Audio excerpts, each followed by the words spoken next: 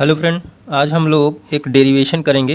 Derivation of expression of shear stress. तो unit 3 चल रहा है स्ट्रेंथ ऑफ मटेरियल में, तो इसमें आज डेरिवेशन किया जाएगा। ये क्वेश्चन भी आपके एग्जाम में कभी कभी पूछा जाता है, 1-2 साल पूछा गया है, इसीलिए हम इस टॉपिक को कवर कर रहे हैं। बहुत आसान है शियर स्ट्रेस डेरिवेशन। तो देखो, जैसा कि इसमें कोई एक हम मान लेते हैं सिंपल सपोर्टेड या यूडीएल बीम है, ठीक है।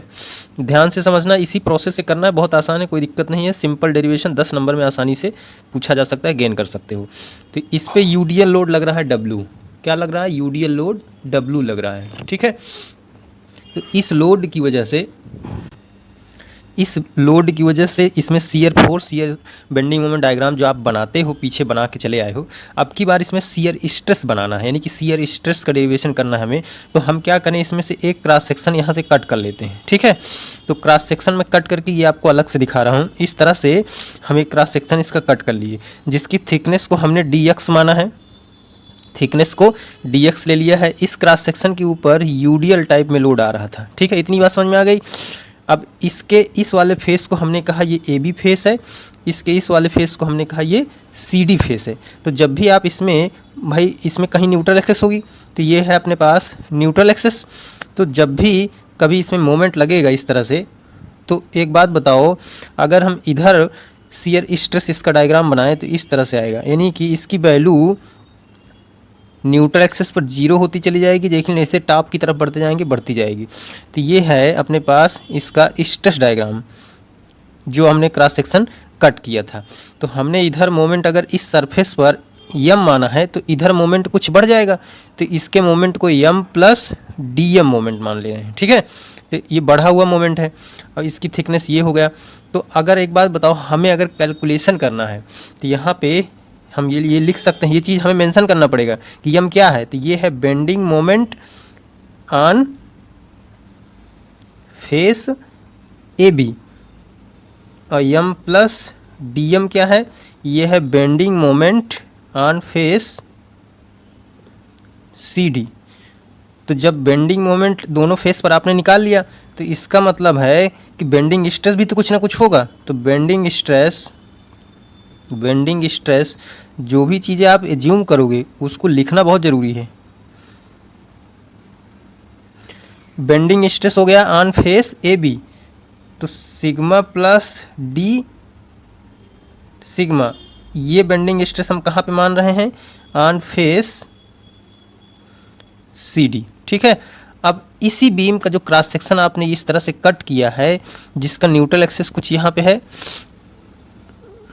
इसकी थिकनेस अगर ये है, तो एक बात बताओ, हम एनालिसिस करेंगे कुछ y डिस्टेंस पर। न्यूट्रल एक्सेस कितनी डिस्टेंस पर? y डिस्टेंस, एक थिकनेस का एनालिसिस करेंगे, जिसका एरिया क्या होगा? dA होगा, ठीक है। और जिसकी डेप्थ क्या हो जाएगी? टोटल, ये तो d हाई है, स्मॉल d। तो न्यूट्रल एक्सेस से हम एक स्ट्रिप माने हैं, इसी का एनालिसिस कर रहे हैं, ठीक है। तो हमने ये जो एजम्पशंस लिया, ये माना है, इसको हम लिख लिए हैं। अब बेंडिंग इक्वेशन से हमें देखो क्या मिलता है, बाई बेंडिंग इक्वेशन। तो बाई बेंडिंग इक्वेशन से देखो हमें क्या मिला, हमें ये मिला कि वी नो दैट, हम जानते हैं m upon I is equal to sigma upon Y. ये चीज़ आप पढ़े हो। तो यहाँ से बेंडिंग स्ट्रेस क्या हो जाएगा? m into Y upon I. तो ये बेंडिंग स्ट्रेस अपने पास कौन से सरफेस के लिए है? ये है सरफेस ए और बी के लिए हो गया, ए बी सरफेस के लिए बेंडिंग स्ट्रेस। इसी तरह अगर हम सी डी सरफेस के लिए निकाले बेंडिंग स्ट्रेस, तो सिग्मा प्लस डी सिग्मा माना था हमने ना बेंडिंग स्ट्रेस। तो ये कितना हो जाएगा? एम प्लस डी एम और इंटू वाई, और डिवाइड बाई कितना हो जाएगा? आई। ये किस सरफेस के लिए हो गया अपने पास बेंडिंग स्ट्रेस? ये हो गया सी डी सरफेस के लिए हो गया। तो दोनों सरफेस के लिए आपने बेंडिंग स्ट्रेस कैलकुलेट कर लिया। कहाँ से ये मिला? बेंडिंग इक्वेशन से मिला, ठीक है। इतनी बात समझ में आ गई। अब हम क्या करते हैं, बेंडिंग स्ट्रेस तो पता चल गया सिग्मा, अब हम force acting on A face A B C D पर निकाल लेते हैं। तो हम यहाँ से निकालेंगे force acting on A B and C D face. तो फोर्स बराबर क्या आपने पढ़ा है? फोर्स बराबर होता है, अगर हम एफ ए बी पे निकालना चाहें, तो फोर्स बराबर स्ट्रेस ऑफ ए बी और इंटू एरिया, यही तो आपने पढ़ा है फार्मूला। तो स्ट्रेस आपने ये निकाला किस फेस के लिए, ए बी फेस के लिए, तो m इंटू वाई अपान आई ये हो गया स्ट्रेस। और एरिया क्या मानेंगे आप, एक स्ट्रिप पे कैलकुलेशन कर रहे हैं, यहाँ पे मैंने बताया ना भी एक स्ट्रिप का कैलकुलेशन कर रहे हैं जिसका एरिया क्या है, डी ए है, तो यहाँ पे हम लिख लेते हैं डी ए। तो ये हो गया अपने पास फोर्स ऑन ए बी। इसी तरह हमें निकालना है फोर्स किसके लिए, सी डी के लिए निकालना है, तो force on C D surface के लिए क्या हो जाएगा, एरिया इंटू स्ट्रेस। तो स्ट्रेस क्या था, sigma plus sigma D sigma, ये आपने स्ट्रेस माना है, और इसी स्ट्रेस में अगर एरिया से मल्टीप्लाई कर दें तो क्या निकल के आ जाएगा, फोर्स निकल के आ जाएगा सी डी पर। तो पहले ये लिख लेते हैं स्ट्रेस, ठीक है। तो स्ट्रेस क्या निकल के आया था, m plus D M into Y divide by I into area D A, क्योंकि एक स्ट्रिप के लिए कैलकुलेशन कर रहे हैं। अब आपने इतनी सारी चीज़ें निकाल लिया, ये चीज़ें कहाँ से निकल रही हैं आप समझ पा रहे हैं ना, जिसको ना समझ में आए कमेंट करके बता देना। अब हम निकालेंगे नेट अनबैलेंस फोर्स, मतलब ए बी और सी डी पे जो आपने फोर्स निकाला इन दोनों का अनबैलेंस फोर्स निकालेंगे। तो नेट अनबैलेंस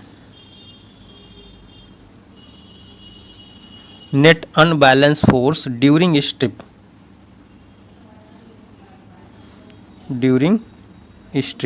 तो अनबैलेंस फोर्स का मतलब ये होता है कि जो फोर्स बड़ा हो उसमें से छोटे वाले को घटा देना। तो बड़ा ये है तो बड़े में से छोटे वाले को क्या कर दें, माइनस कर दें, तो नेट अनबैलेंस फोर्स पता चल जाएगा हमें, ठीक है, डी एफ। तो हम चलो घटा देते हैं भाई, तो ये हो जाएगा यम, इधर से मैं मल्टीप्लाई कर दे रहा हूँ, M Y plus D M Y upon I, ठीक है। और डी ए है दोनों में डी ए का भी मल्टीप्लाई कर लेते हैं, डी ए इंटू डी ए, ठीक है। तो ये हो गया इधर वाला, और इसको भी लिख लेते हैं, माइनस करना है M into Y upon I into D A. तो एक बात बताओ, ये वाला फोर्स कट रहा है, ठीक है, कट रहा है कि नहीं कट रहा है, तो बचा क्या अपने पास, केवल ये बचा। तो D F equal to unbalance force equal to हो जाएगा, तो अनबैलेंस फोर्स नेट कितना आ जाएगा, D M Y D A upon I, यही जो बचा हुआ पोर्शन था उसको मैंने लिख दिया। तो ये अब टोटल फोर्स निकालना है अपने आप को, टोटल फोर्स भाई ये एक स्ट्रिप का था, तो टोटल फोर्स कितना हो जाएगा, तो टोटल फोर्स के लिए इंटीग्रेशन कर देते हैं नेट अनबैलेंस फोर्स को, तो दोनों को इंटीग्रेशन कर देते हैं इसको, तो D M into Y D A upon I. तो इंटीग्रेशन से हमें ये पता चला कि जो हमारे पास फोर्स निकल के आएगा वो ये निकल के आएगा, डी एम अपान आई कांस्टेंट है, डी एम अपान आई कांस्टेंट है, अंदर बचेगा क्या, वाई डी ए। तो जब एक बार डिस्टेंस से और एरिया से मल्टीप्लिकेशन होता है तो इसे डायरेक्टली मैकेनिक्स में ये चीज़ बताया गया था कि वाई डी ए जब इंटीग्रेशन कहीं लिखा हो तो इससे लिख दिया जाता है एरिया इंटू सी जी। अगर वाई स्क्वायर डी ए होता तो ये मोमेंट ऑफ इनर्शिया बन जाता, लेकिन वाई डी ए है तो एरिया इंटू वाई बनेगा, ठीक है, ध्यान रखना इस बात को। तो हम इसकी जगह क्या लिख सकते हैं, ए इंटू वाई बार लिख सकते हैं। तो चलो आगे लिख लेते हैं थोड़ा, तो एफ इजकल टू क्या आ जाएगा अपने पास, D M upon I A into Y बार, ठीक। ये हो गया फोर्स, तो फोर्स ये हो गया, तो स्ट्रेस बराबर क्या हो जाएगा, शियर स्ट्रेस हो जाएगा टाउ बराबर फोर्स अपान एरिया। तो फोर्स ये निकल के आया अपने पास, एरिया क्या हो जाता है, बी इंटू डी एक्स, मतलब सीयरिंग एरिया मैं ले रहा हूँ यहाँ पे, तो बी इंटू डी एक्स कहाँ से आया भाई साहब, जब आपकी बीम में जैसे मान लीजिए हमारा हाथ है तो इस पेज में सीयर कर रहा है, तो ये हो गया B into D X, shearing area है ये, ठीक है। तो अब एफ की वैल्यू रख देते हैं, तो एफ की वैल्यू जब आप रखोगे तो D M upon I A into Y bar divide by B into D X, ठीक है। तो D M upon D X ये किसका रिलेशन है, ये फोर्स को रिप्रेजेंट कर रहा है। D M upon D x किसको रिप्रेजेंट कर रहा है, फोर्स को। बेंडिंग मोमेंट वाले चैप्टर में ये चीज़ मैंने बताया है। तो हम D M upon D x को फोर्स लिख देते हैं, तो यहाँ से टाउ इज इक्वल टू क्या हो जाएगा, F into A into Y bar upon I into B, ये इधर मल्टीप्लाई हो जाएगा। तो ये अपने पास फार्मूला आ गया शियर स्ट्रेस का, जो हम डेरिवेशन करना चाह रहे थे, ठीक है। तो यही है डेरिवेशन शियर स्ट्रेस का फार्मूला। ये स्टैंडर्ड फार्मूला है, आपको ये याद रखना पड़ेगा भाई साहब, बहुत इंपॉर्टेंट है। टाउ बराबर एफ इंटू ए इंटू वाई बार अपन आई बी। यहाँ पे एफ क्या है, फोर्स है, ए क्या है, एरिया है, वाई क्या है, सी जी है, ठीक है, आई क्या है, मोमेंट ऑफ इनर्शिया है, बी क्या है, ब्रेड्थ ऑफ दी सेक्शन है, ठीक है। अब देखो समझ लो चीज़ों को, जैसे कोई अपने पास ये रेक्टेंगुलर सेक्शन है, कैसा, ये रेक्टेंगुलर सेक्शन है जिसका क्रॉस सेक्शन बी और डी दे रखा है, इसमें न्यूट्रल एक्सेस होगा ये। तो अब इसका हमें निकालना है क्या, टाउ, यानी कि शियर स्ट्रेस, इसका डायग्राम बनाना है। तो कैसे बनेगा, जब आप इसका शियर स्ट्रेस डायग्राम बनाओगे तो कभी भी इस तरह के जब भी क्वेश्चन अगर आप आ जाएं तो आप क्या करना, न्यूट्रल एक्सेस से वाई डिस्टेंस पर एक एरिया मान लेना। पहले अगर इसका हम बना लेते हैं, न्यूट्रल एक्सेस से वाई डिस्टेंस पर इस एरिया का हम शियर स्ट्रेस पहले ड्रा करेंगे।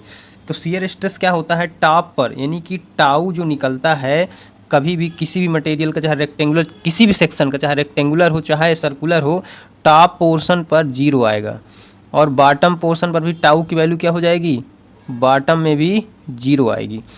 टॉप और बॉटम ये रेफरेंस लाइन है, अगर तो टॉप और बॉटम पे 0 हो गया। अब हम न्यूट्रल एक्सेस पे निकालेंगे, तो न्यूट्रल एक्सेस पे टाउ हमेशा मैक्सिमम आता है।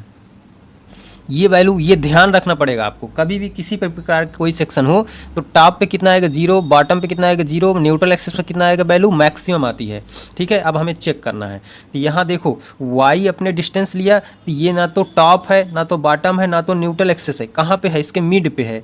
तो अगर हम इस जो एरिया स्ट्रिप है जो आपने ये क्रॉस सेक्शन माना है, इसका एरिया आप निकालना चाहो तो कितना निकलेगा, इसका एरिया आप निकालना चाहो तो देखो यहाँ से ये हो जाएगा d/2 टोटल। तो अगर d/2 में से y घटा दें तो ये वाला एरिया पता चल जाएगा अपने पास।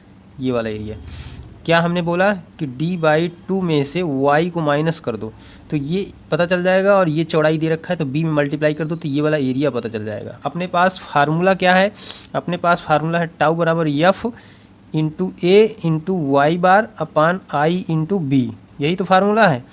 यहाँ पे फोर्स को वैसे ही रहने दो, एरिया निकाल लो इसका एरिया, इसके बाद वाई बार निकाल लो इसका, यहाँ से टोटल न्यूट्रल एक्सेस से वाई बार निकाल लो, I moment of inertia rectangular section कितना हो जाएगा BD3/12 और बी को बी रहने दो। तो यहाँ से टाउ की वैल्यू आपकी कैलकुलेट हो जाएगी कहाँ पर, वाई डिस्टेंस पर। समझ गए इतनी बात, कैसे कैलकुलेट किया जाता है किसी पर्टिकुलर रेक्टेंगुलर सेक्शन का।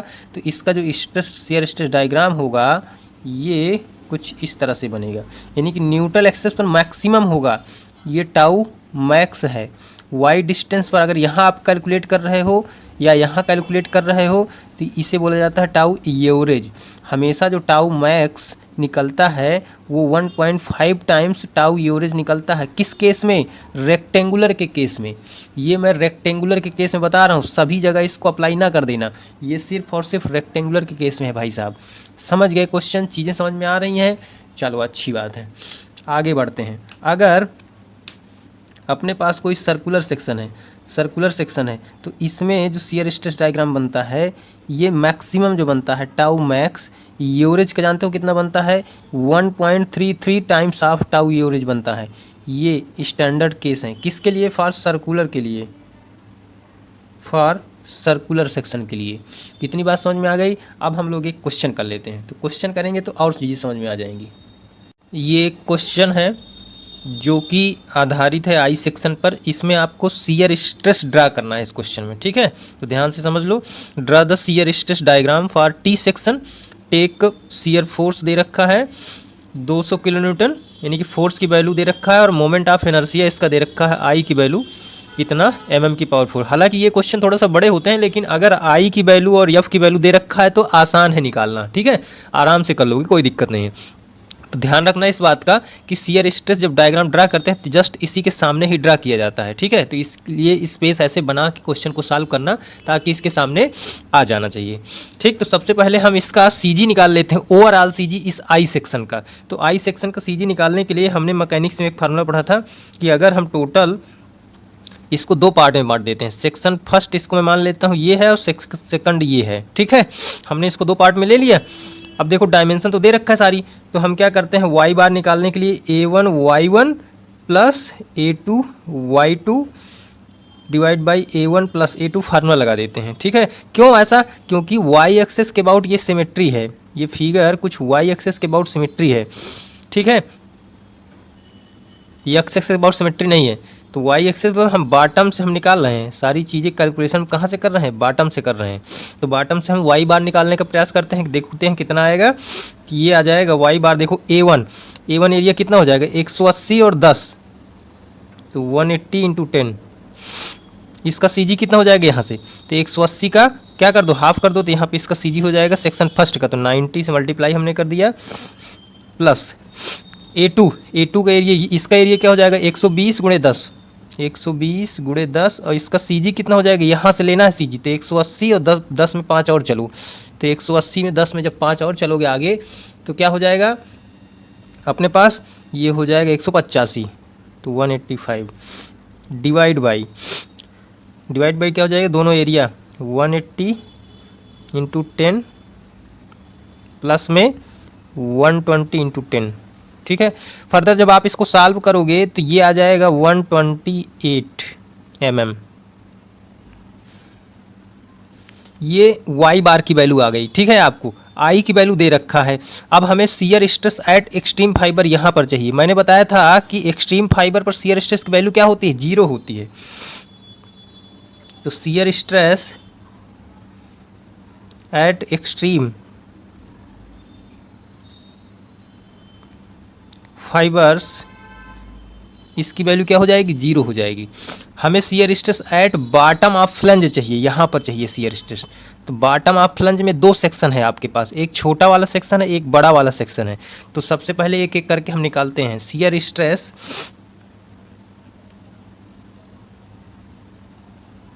एट बॉटम ऑफ फ्लंज, तो shear stress at bottom of flange देखो कैसे निकालेंगे? τ1, तो τ1 इक्वल टू क्या हो जाएगा? FA bar divide by I into B. इसी फार्मूले पर रख देते हैं। तो वाई बार इसका कैसे निकलेगा? देखो, अगर हम यहाँ पे देखो, हमारे पास यहाँ पे कहीं आया था वाई, इसका टोटल यहाँ पे कितना आया था? 128, 128 ये आया था वाई बार। ठीक, अगर हम Y2 में से, यानी कि इसका यहाँ पे कहीं होगा Y2, यहाँ में से Y2 में से Y बार को घटा दें तो हमें पता चल जाएगा Y बार किसका? हमें ये वाली वैल्यू चाहिए, ध्यान से समझ लेना अभी चीज़, ये वाली वैल्यू चाहिए। तो हम क्या करें? Y2 में से Y बार को घटा देते हैं, इतना घटा देते हैं। तो वही तो हम कर रहे हैं यहाँ पे, ध्यान देना। Y2 में से Y बार को हमने घटा दिया, तो ये कितना हो जाएगा? 120। 128 में से, यानी कि यहाँ से यहाँ तक कितना है टोटल? 180 और 5 85, 185 में 128 घटा दिया गया, तो ये हो जाएगा 120। 120 क्या आएगा? ये आएगा 185 में से 128 आप घटा दोगे तो जितना आंसर आएगा वही आना चाहिए। ठीक है, तो देखो इस फार्मूले में वाई बार निकल गया आपका। इसके बाद बी की वैल्यू आप क्या रखोगे? 120 रखोगे भाई, फ्लंज अपना चौड़ा कितना है? 120 है। इसके बाद एरिया कितना रखोगे? एक एरिया इसका कितना हो जाएगा? इसका 120 और 10, एरिया कितना लोगे? 120 गुणे 10, 1200। सारी वैल्यू पता हो गई, यहाँ पे रख दो। एफ की वैल्यू आपको क्वेश्चन में दे रखा है 200 किलो न्यूटन, तो 200 गुणे 10 की घात 3। एरिया निकाला आपने 1200। वाई बार आपने निकाला कितना? 185 में से 128 माइनस कर दो, डिवाइड बाई आई की वैल्यू क्वेश्चन में दे रखा है 11.35 इंटू 10⁻⁶। बी की वैल्यू कितना लेंगे? बी की वैल्यू ध्यान से समझ लेना, 120 लेंगे। ये फ्लेंज की मैं बात कर रहा हूँ, ये फ्लेंज होता है टी बीम में। टी बीम में जो चौड़ाई होती है इसे फ्लेंज बोला जाता है, इसे वेब बोला जाता है। ठीक है, ये हम 120 ले रहे हैं। अब इसको फर्दर सॉल्व करोगे आप तो ये आ जाएगा 10 मेगापास्कल। τ1 की वैल्यू हो गई। ठीक है, अब हमें τ2 निकालना है। तो τ2 कहाँ पे निकाला जाता है? τ1 आपने निकाल लिया, τ2 इस वाले वेब, इस छोटे वाले वेब को लेकर के चलेंगे। छोटे वाले वेब का कैलकुलेशन, जब एक ही लाइन में कैलकुलेशन हो, ध्यान से समझ लेना, जब एक ही लाइन में 2 बार कैलकुलेशन करना हो तो टाउ टू के लिए एक रिलेशन होता है, ये रिलेशन होता है tau 1 divide by tau two is equal to B1 divide by B2 upon B1। ध्यान से समझ लेना, यहाँ पे हमें टाउ 1 निकल गया, टाउ 2 चाहिए, टाउ 2 चाहिए, B2 और B1 क्या है, B1 ये बड़ी वाली चौड़ाई है, B1 बड़ी वाली चौड़ाई है, B2 क्या है, छोटी वाली चौड़ाई है यहाँ पे, ठीक है। तो यहाँ से आप टाउ 2 निकालने का प्रयास करो, डायरेक्टली निकाल सकते हो। तो टाउ 2 कैसे निकलेगा, हम क्या कर देते हैं, tau 1 into B1 divide by B2, तो ये हो जाएगा टाउ 1 10 आपने निकाला है, B1 की वैल्यू मैंने बता दिया 120 डिवाइड बाई B2 की वैल्यू कितना हो जाएगी 10, तो इसको आप सॉल्व करोगे तो ये 120 MPa आ जाएगा, मेगा पास्कल, ठीक है, न्यूटन पर एम स्क्वायर। तो ये टाउ 2 निकल गया। अब हमें निकालना है tau max, maximum shear stress कहाँ पे होगा, इस टी बीम का मैक्सिमम शियर स्ट्रेस। तो मैक्सिमम शियर स्ट्रेस जहाँ पे वाई बार निकाला है वहीं पे इसके सेंटर ऑफ ग्रेविटी पे होगा मैक्सिमम शियर स्ट्रेस, होगा कि नहीं होगा। एक ये हो गया बॉटम पे, एक बॉटम पे हो गया, एक यहाँ पे फ्लेंज पे हो गया, पॉइंट एक हो गया यहाँ पे मैक्सिमम। तो हम मैक्सिमम देखो निकालने का प्रयास करते हैं, FA Y bar upon I into B, maximum shear stress. तो मैक्सिमम शियर स्ट्रेस में एरिया क्या लोगे आप, एरिया लोगे B इंटू वाई बार, ठीक है, ये एरिया हो गया। वाई बार क्या लोगे, वाई बार डिवाइड बाई 2, मतलब हमें चाहिए ये वाले पोर्शन का कैलकुलेशन करना है, या आप टॉप से ले लो, टॉप से लोगे तो एक खंड ये बनेगा, दूसरा खंड ये बनेगा, तो हम बॉटम से ले लेते हैं, एक ही खंड में हमारा काम हो जाएगा, इसलिए बॉटम से मैं कैलकुलेशन करता हूँ। समझ गए इतनी बात। तो अब देख लो यहाँ पे हम अब बी की वैल्यू यहाँ पे क्या ले लेंगे, बी की वैल्यू 10 ले लेंगे, 10 mm, क्योंकि हम बॉटम से कैलकुलेशन कर रहे हैं। तो अब वैल्यू को सारा रखना है, देखो 200 गुणे 10 की घात 3 हो गया, ये अपने पास क्या फोर्स की वैल्यू। एरिया की वैल्यू कितना हो जाएगा, बता दो भाई साहब एरिया की वैल्यू। तो एरिया की वैल्यू हो जाएगी B इंटू वाई बार, बी की वैल्यू क्या 10 दे रखा है, वाई बार की वैल्यू 128 आपने निकाला ही निकाला है। B इंटू वाई बार मैं इसलिए बोल रहा हूँ क्योंकि आप यहाँ से कैलकुलेशन इस वाले पोर्शन का कैलकुलेशन कर रहे हो, तो 128 गुणे 10 इसका एरिया हो गया, ठीक है। इंटू वाई बार की वैल्यू कितना लेना है, वाई बार 128 बटे 2, 128 बटे 2, ठीक है, डिवाइड बाई कितना I इंटू बी, आई की वैल्यू 11.35 इंटू 10 की पावर 6 मल्टीप्लाई में कितना B की वैल्यू 10। अब आप इसको कैलकुलेट करोगे तो ये आ जाएगा महाराज आपके पास 144.35 MPa। तो इस तरह से कैलकुलेशन किया जाता है। जिसको ना समझ में आया भाई कमेंट करके पूछ लेना, लेकिन प्रोसेस सही है, भले मेरे कैलकुलेशन गलत हों, चेक कर लेना कैलकुलेशन, लेकिन प्रोसेस यही प्रोसेस से करना तो आसानी से कम समय में कर पाओगे ये क्वेश्चन। अब देखो टाउ मैक्स निकाल लिया, टाउ 2 निकाल लिया, टाउ 1 निकाल लिया, अब इन तीनों वैल्यू को पुट कर लेना है। अब टाउ मैंने यहाँ पे ऑलरेडी बता दिया था कि यहाँ पे 0 आएगा, कहाँ पे, एक्सट्रीम फाइबर पर, ये हमने बताया एक्सट्रीम फाइबर पर, तो 0 0 0 यहाँ पे हो गया। अब यहाँ पे 2 वैल्यू है, तो पहली जो वैल्यू आपके पास आई थी वो कितनी आई थी, वो आई थी टाउ 1 10 मेगा पास्कल, तो यहाँ से इस तरह से मिला दो, ये 10 आया था। फिर यहीं पे एक वैल्यू और आया था, ये कितना आया था, वो आया था अपने पास 120 मेगा पास्कल, चलो ये 120 मेगा पास्कल। फिर इसके बाद वाई बार पर मैक्सिमम शियर स्ट्रेस कितना आया था 144, तो 120 से 144 थोड़ा सा आगे होगा, तो यहाँ से मिला देना 144। फिर इसके बाद यहाँ 0 से मिला देना, इस तरह से ये हो गया 0 से। तो ये जो डायग्राम बनेगा ये शियर स्ट्रेस डायग्राम है, किसके लिए, आई सेक्शन के लिए। तो इस तरह से यहाँ पे 0, यहाँ पे 0, यहाँ 120, यहाँ पे कितना आया था 10 आया था। तो ये है टाउ 1, ये है टाउ 2, ये है टाउ मैक्स, ठीक है, इसी की मैं चर्चा कर रहा था आपको। टाउ मैक्स की वैल्यू यहाँ पे, फिर टाउ एट बॉटम में 0 आया। तो इस तरह से shear stress diagram I section का ड्रा किया जाता है। इसमें जो चीज़ें ना समझ में आई हों हमें बता देना जरूर कमेंट करके कि सर इस पोर्शन पे हमें समझ में नहीं आया। तो यहाँ से आपका यूनिट 3 मेरी तरफ से पूरी तरफ से समाप्त हो गया है। अब हम लोग अगले वीडियो में यूनिट 4 में मिलेंगे, ठीक है। स्वास्थ्य मेरा सही नहीं है लेकिन फिर भी मैं लेक्चर ले रहा हूँ आप लोगों के लिए। तो आप लोगों की रिस्पांसिबिलिटी क्या बनती है कि भाई साहब वीडियो को शेयर करें तथा लाइक करें और अपने फ्रेंडों के साथ शेयर करके बताएं कि यहाँ पे मैटर अच्छा चल रहा है, ठीक है। तो मिलते हैं अगले वीडियो में यूनिट 4 के साथ डिफ्लेक्शन। तो डिफ्लेक्शन में जो भी चीज़ें होंगी मैं कवर करने का प्रयास पूरी तरह से करूँगा, ठीक है। Okay, bye.